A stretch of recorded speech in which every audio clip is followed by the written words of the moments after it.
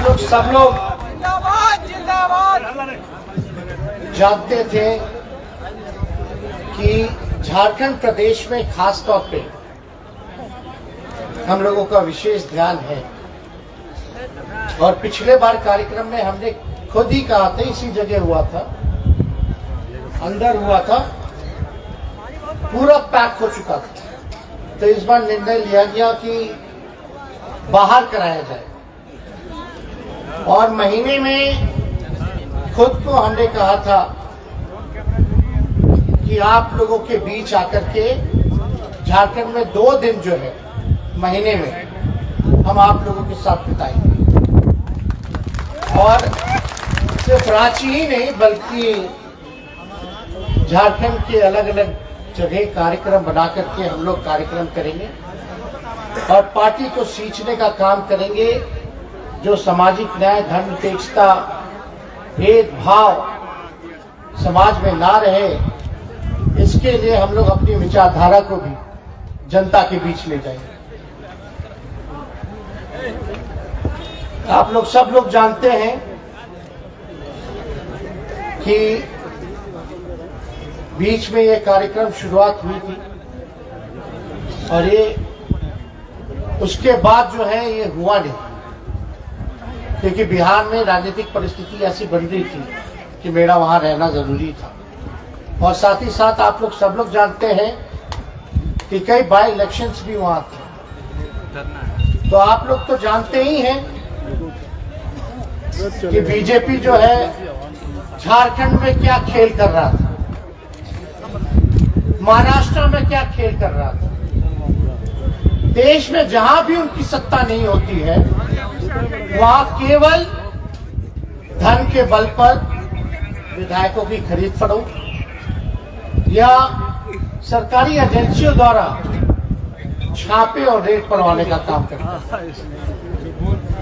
महाराष्ट्र में, झारखंड में जो हो रहा था, हम लोगों को लगा कि ये लोग संविधान को खत्म करेंगे, लोकतंत्र को खत्म करेंगे और जो चुनी हुई सरकार है उसको पैसे के बलबूते और सरकारी एजेंसियों के सहयोग से ये लोग जो है चुनी हुई सरकार को गिराएंगे।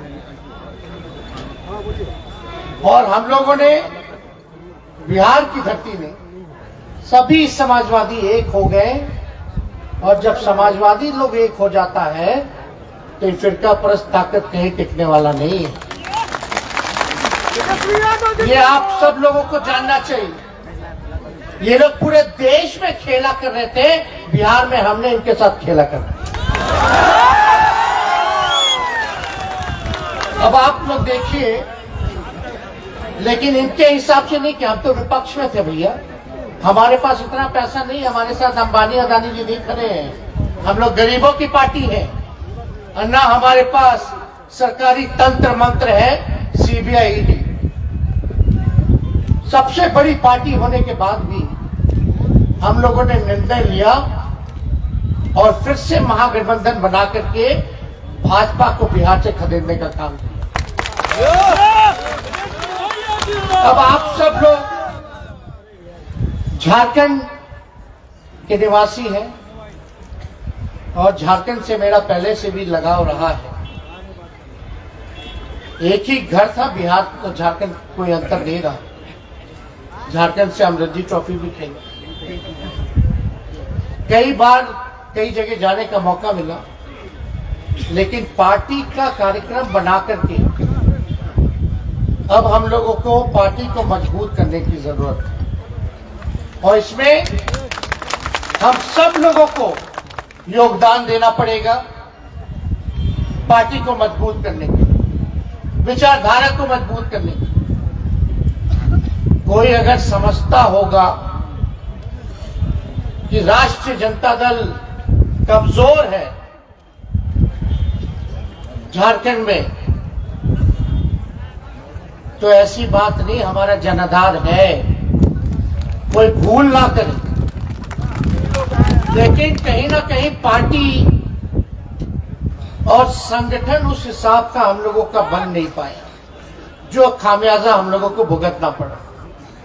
और विशेष तौर पे अब हम लोगों को संगठन बनाना है, गांव गांव तक जाना है, अभियान की शुरुआत करनी पड़ेगी, ज्यादा से ज्यादा कार्यक्रम करना पड़ेगा, अपनी बातों को जनता के समक्ष रखना पड़ेगा। तो इस काम में हम लोग लगेंगे। तो हम उम्मीद करेंगे कि आप सब लोगों का इसमें साथ मिले, आशीर्वाद मिले और आप लोग ताकत दीजिए, ताकि बिहार में तो हमने भाजपा को सबक सिखाया, यहाँ भी जो गठबंधन हमारा जेएमएम और कांग्रेस के साथ है, हम अगर ताकत अपनी बढ़ाते हैं तो गठबंधन की ताकत बढ़ती है, यहाँ की गठबंधन की ताकत बढ़ती है। तो अगर हमारा गठबंधन अगर ताकतवर होगा तो आप समझ जाइए कि भाजपा यहाँ टिकने वाली नहीं।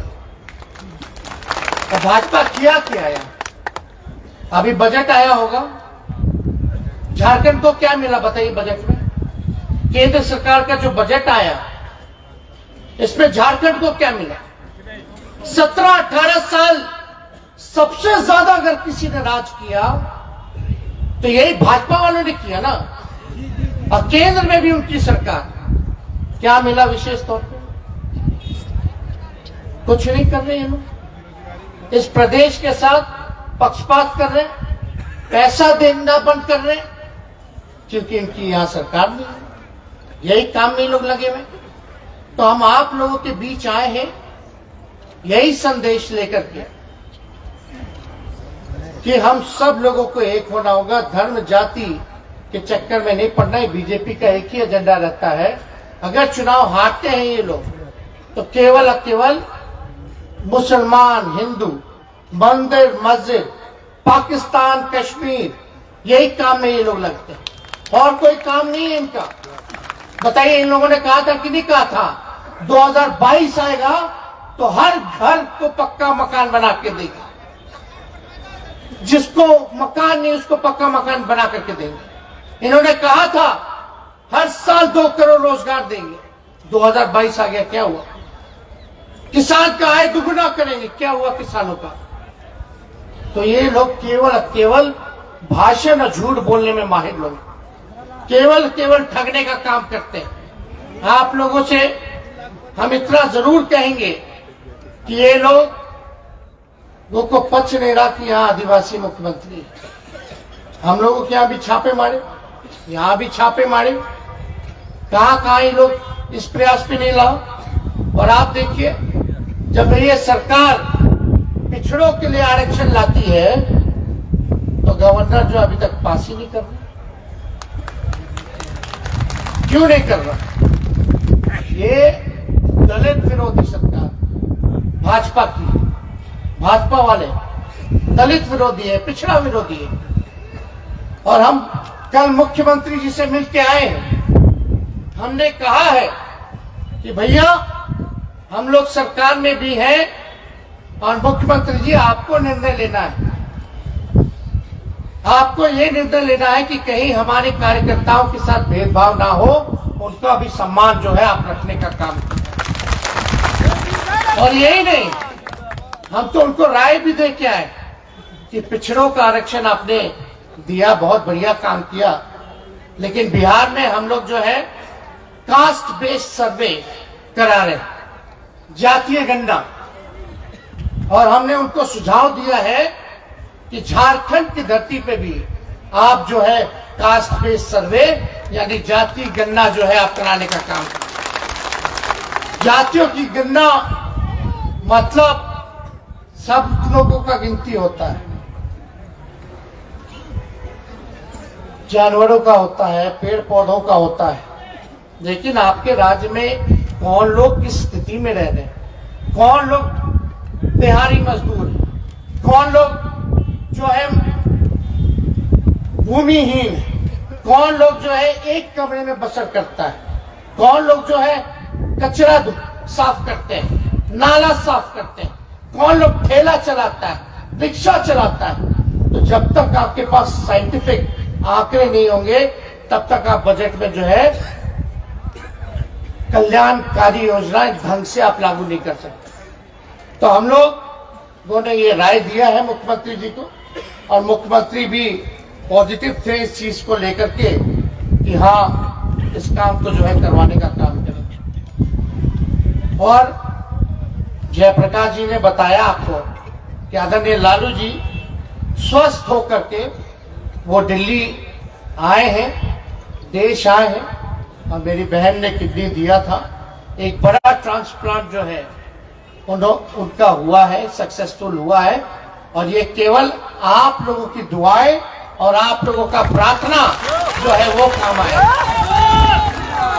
असली ताकत आप लोग हैं, आप लोग ही असली ताकत है। और वो फिर से स्वस्थ होकर के आए हैं, तो मुझे पूरा भरोसा है कि आप लोगों के बीच वो जरूर आएंगे और आप लोगों का भी मार्गदर्शन करेंगे। और हम तो चाहेंगे कि आप जिस हिसाब से उनको आप लोगों ने पहले ताकत दिया, उस हिसाब से आप हमको भी ताकत देने का काम। आप लोग संगठन बनाइए।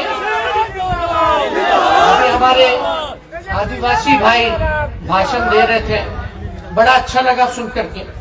उनकी अपनी चिंताएं जो उनको दिखा है उन्होंने प्रकट किया है।